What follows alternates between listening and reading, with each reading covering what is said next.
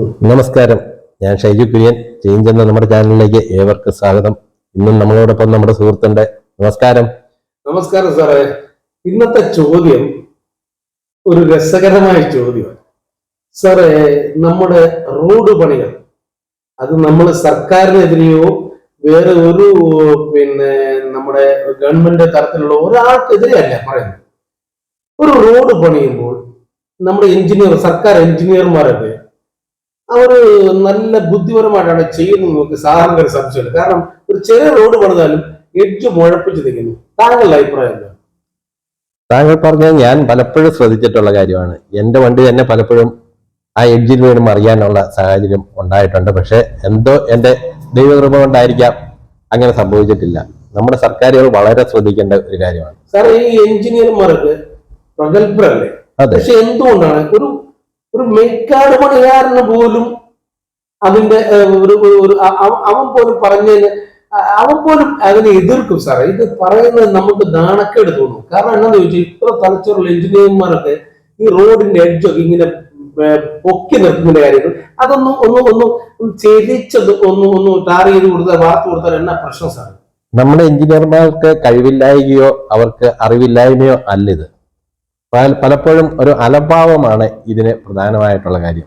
കാരണം അവർക്കറിയാം എഡ്ജ് പൊങ്ങിയിരുന്നാൽ ഉണ്ടാകുന്ന അപകടങ്ങൾ എന്തൊക്കെയാണെന്നുള്ളതും അതുപോലെ തന്നെ കുഴികൾ ഉണ്ടായാലുള്ള അപകടങ്ങൾ എന്താണെന്നും അവർക്കറിയാം. പക്ഷേ നമ്മുടെ ഒരു സർക്കാർ സംവിധാനത്തിൽ മൊത്തത്തിൽ വന്നേക്കുന്ന ഒരു പിഴവായിരിക്കാം.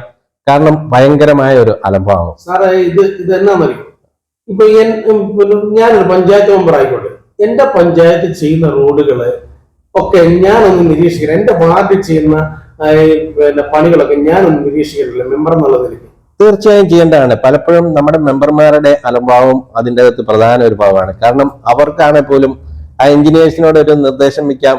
കാരണം എന്റെ വാർഡാണ് അല്ലെങ്കിൽ എന്റെ ഏരിയ ആണ്, ഇവിടെ ഈ റോഡുകൾ ഇങ്ങനെയല്ല, നല്ല രീതിയിലാണ് കിടക്കേണ്ടത്. അവരൊരു മുൻകൈ എടുത്തു കഴിഞ്ഞാൽ തീർച്ചയായും ഇതിന് നല്ലൊരു പരിഹാരം ഉണ്ടാകും. ഫൈനലായിട്ട് ഒരു ക്വസ്റ്റ്യൻ. കാരണം നമ്മൾ ഈ റോഡ് അങ്ങോട്ട് പണിത് കഴിഞ്ഞാൽ നമ്മുടെ വാട്ടർ അതോറിറ്റി ഇത് കുഴിക്കുന്നു. അത് ശരിയാണ് സാറേ? പലയിടത്തും അതുപോലെ കാണുന്നുണ്ട്. സാറിന്റെ അഭിപ്രായം? ഏറ്റവും തെറ്റായി ഞാൻ പലപ്പോഴും കണ്ടിട്ടുണ്ടാണ്. റോഡ് പണി കഴിഞ്ഞ് ഒരാഴ്ച കഴിയുന്നതിന് മുമ്പ് റോഡുകൾ കുഴിക്കുന്നു.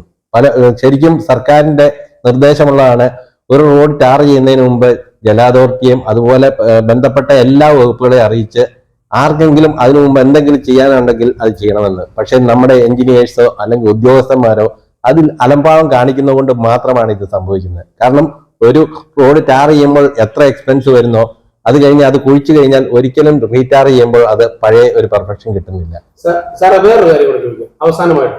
സാറേ, ഈ ചെറിയൊക്കെ ടാർ പൊളിഞ്ഞു കഴിയുമ്പോൾ പെട്ടെന്ന് കൊണ്ട് ടാർ മഴ സമയത്തൊക്കെ ടാർ മെറ്റിലും കൊണ്ട് വെച്ച് പെട്ടെന്ന് തന്നെ അത് വല്ലാത്ത രീതിയിൽ പോകുന്നുണ്ട്. അതിനോട് സാറിന് അഭിപ്രായം? ഒരിക്കലും അതിനോട് യോജിക്കാൻ കഴിയുന്ന ഒരു കാര്യമല്ല. കാരണം നമുക്കറിയാം, ഇത് ഐസിന്റെ പുറത്ത് കൊണ്ട് പെയിന്റ് അടിക്കുന്നു എന്ന് പറഞ്ഞ ഒരു കഥ നമ്മുടെ ഓർമ്മ വരുന്നത്. കാരണം ഐസിന്റെ പുറത്ത് പെയിന്റ് അടിച്ചാൽ ഒരിക്കലും പിടിക്കത്തില്ല എന്ന് പറഞ്ഞ മാതിരി തന്നെയാണ് ഒരു കുഴിയിൽ വെള്ളം നിറഞ്ഞിരിക്കുന്ന ഒരു കുഴിയിൽ ടാർ കൊണ്ടുപോയിട്ടാൽ ആ ടാർ ഒരിക്കലും പിടിക്കത്തില്ല. ആ ടാർ പൊളിഞ്ഞു പോകത്തേ ഉള്ളൂ. പക്ഷെ നമ്മുടെ സംവിധാനത്തിന്റെ ഒരു പിടിപ്പുകേട് കൊണ്ടായിരിക്കാം പലപ്പോഴും അത് സംഭവിക്കുന്നു. നമ്മുടെ ജനപ്രതിനിധികൾ അത് ശ്രദ്ധിക്കുന്നില്ല. തീർച്ചയായും അത് അവർ ശ്രദ്ധിച്ചിരുന്നെങ്കിൽ ഇതിനൊരു മാറ്റം ഉണ്ടാകുമായിരുന്നു. ഇതെല്ലാം സർക്കാർ ശ്രദ്ധിക്കണ്ടേ? ഗവൺമെന്റ് ശ്രദ്ധിക്കണ്ടേ? അതെ, സർക്കാർ വളരെയധികം ശ്രദ്ധിക്കേണ്ടതാണ്. അതുപോലെ തന്നെ നമ്മുടെ മെമ്പേഴ്സും അതുപോലെ തന്നെ നമ്മുടെ ജനപ്രതിനിധികൾ പലരുണ്ട്, MLA-മാരുണ്ട്, MP-മാരുണ്ട്. ഇവരെല്ലാം ശ്രദ്ധിച്ച് നമ്മളുടെ സമൂഹത്തിന് വേണ്ടി ഇവരെല്ലാം ഒന്നിച്ചു നിന്നാൽ തീർച്ചയായും ഇതിനൊരു മാറ്റം ഉണ്ടാകും. ആ മാറ്റം ഉണ്ടാകട്ടെ എന്ന് ഞാൻ ആഗ്രഹിക്കുന്നു. എല്ലാവർക്കും നമസ്കാരം.